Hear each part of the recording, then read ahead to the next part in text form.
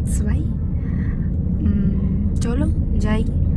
আর আমরা সিনেমা দেখে আর কি ফিরছি, নাহলে ভাবছি 4 চাকা করে কোথায় যাচ্ছি।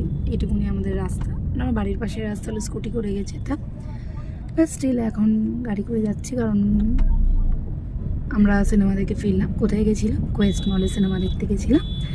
তো এইটা আমি আলাদা করে শর্টসটা করছি।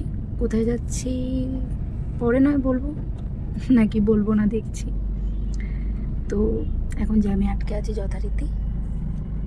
আর এই দেখো, বলবি কোথায় গেছি? ওই যেতে পারে, থাক বলছি জানি। ঠিক আছে, চলো দেখি যাওয়া যাক। আর এই যে বিশ্বাস হলো আমরা কোয়েস্ট থেকে এসেছি, কোয়েস্টে আমাদের একই সেট আপ ছিল। ঠিক আছে, দেখো ওকে বলেছি বোতলটা খুলে দাঁড়া, জল খাবি, ভিডিও করব।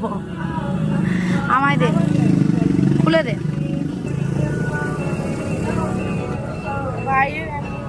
প্রচুর ঠান্ডা দিয়েছে জলটা। আরে নরমালের থেকে একটু এরকম হয়েছে।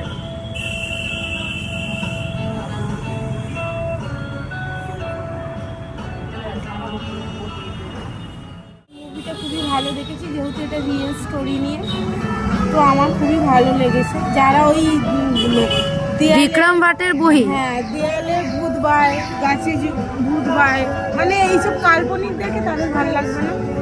সুতরাং বইটা যদি মানে রিয়েল ঘটনা দেখতে চাও, কনজুরিং এর সব পার্টগুলো দেখলেই বুঝতে পারবে।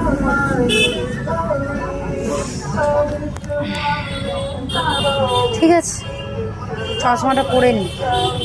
এই আমার ফোন দে, পরে কথা বলবো আবার। দিয়েছে খাবারটা আসো, এই যে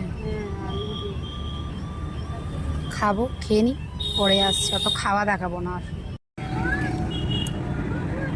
মাংস খাচ্ছ? মাংস দেখো আমলেট। দিদি জুতোর বাড়ি মারবে তোর মুখে। মাংস খেতে পারলে জুতো বাড়ি খেতে পারবো না। এইটা মাংস খেলে জুতোর বাড়ি।